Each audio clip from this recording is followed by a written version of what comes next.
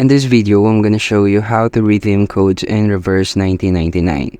The first thing that you have to do is to click the main menu or access the main menu. Here you will see these 6 icons, which are Atlas, Achievements, Friends, Notice, Sign In, and Settings. I want you to head inside the Settings. In the Account tab, you will see the Exchange Code Reward. Click the Go button and then type in the reward code that you have prepared, which is valid, of course. So for example, I'm gonna type this in.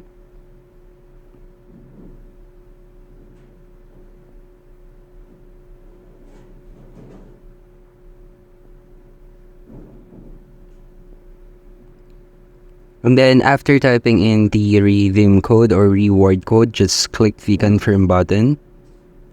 And as you can see here, I have received these rewards, which are thus Sharpodon T Find Insight package.